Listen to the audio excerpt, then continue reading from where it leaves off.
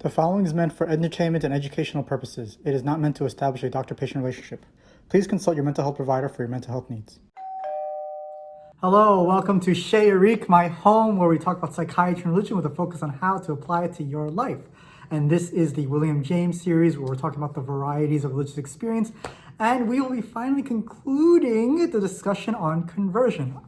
I am Dr. Eric. If you don't know me, I'm a psychiatrist who happens to be religious, and I like creating this space where we can talk about psychiatry and religion because I truly believe that understanding can really help bring enlightenment in your life and understanding and insight to help you make better decisions and live a wonderful, wonderful life. So hope you enjoyed. If this is the first time, do watch my other stuff because this is like in the middle of like a big conversation. All right, so let's continue. I'd like to just revisit the idea of automatisms for a second because it's going to be relevant here. Automatisms, that was discussed before, is simply something that you do automatically, that you just do it and it has a lot of sources. It could be a subconscious thing that's going on. It could be a suggestion, but this is what they're talking about, automatisms. What's interesting is that when James talks about automatisms, it's not really a term we use these days, but he also kind of uses it to kind of say, hallucinations are automatisms or pseudo-hallucinatory sort of phenomenon. And, an example would be St. Paul's heavenly vision or Constantine's cross in the sky, right? These are what he would call automatisms. What's really interesting is that nowadays we know that hallucinations are caused by, a process of dopamine, excess dopamine in the mind, in the brain, and that, antipsychotics help, reduce that. And therefore, it's more than just a suggestion. It's more than just a subconscious. It's not even subconscious at all. But still, we want to understand William James and what his, concepts are, and then we can want to build on top of that as we learn more about how the human mind works. So, James made a statement that these sorts of grand, moments, these sort of unconsciousness or convulsions or visions, the thing you would typically see in, say, a charismatic sort of space where we have people, let's say, speaking tongues and stuff like that, they make their conversions more memorable, right? But according to James, they haven't been shown to show greater fruits for those that have experienced them. And what does he mean by that? He means that when someone goes through such a dramatic sort of conversion process or a dramatic experience, he may actually argue that he doesn't see that those people are kinder or more gentle or wiser, but that they are very important experiences for the individual to make them more memorable for their sort of growth towards God.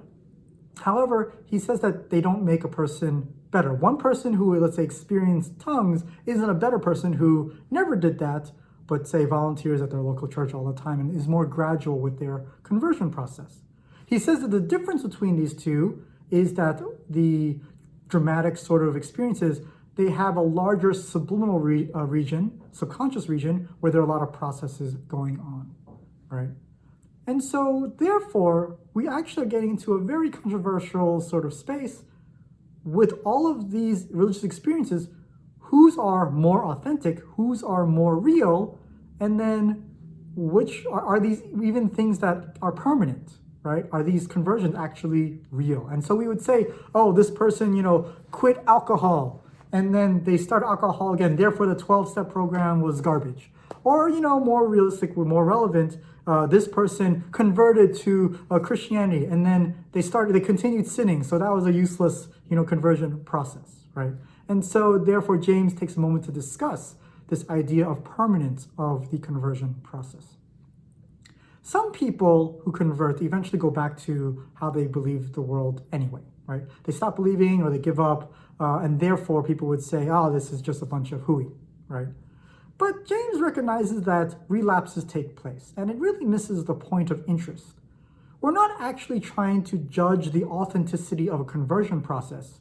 We're trying to understand the conversion process itself. It is not the duration of the conversion that matters to us for our discussion, but rather the nature and the quality of the shifting of the conversion that we really, really care about. People can lapse back and forth all the time, but it doesn't really detract from the significance at the time of the conversion itself. We don't say that a conversion is more authentic because it lasted forever. We don't say that a process is better because the people are better, right? What we are saying is that a conversion process existed, and that what is the nature of it? And we're finding, according to James, that there's a very large subconscious component to this conversion process when it's very dramatic, and there's less of a subconscious component when the conversion process is more gradual. And that is the big takeaway from the discussion about conversion. But at the same time, understanding the ideas of conversion and whether or not, it's good or not, we have a bit of a problem. We have a bit of a survivorship bias. Like someone who says, I converted, therefore, God is real. We're only going to hear from people where conversion was very dramatic, and we're going to only hear from people who had a more permanent conversion than not. And so we have to kind of take that into account. At the time, there weren't a lot of statistics of people relapsing or not, but he did kind of point to the only statistic by Professor Starbuck and Miss Johnson, where they spoke with 100 people, and they found only about 6% of them relapsed from religious faith. And so therefore, James concluded from that very small sort of statistic that backsliding, when people convert away or they kind of go back to their previous beliefs, might be more of a fluctuation than a proof that conversion isn't real.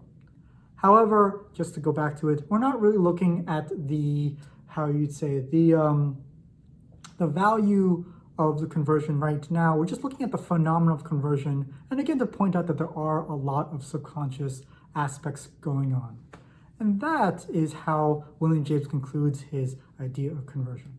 So just to recap from the beginning, if you want to recap, conversion is a process where religion becomes part of the center of your focus, when it used to be part of the periphery.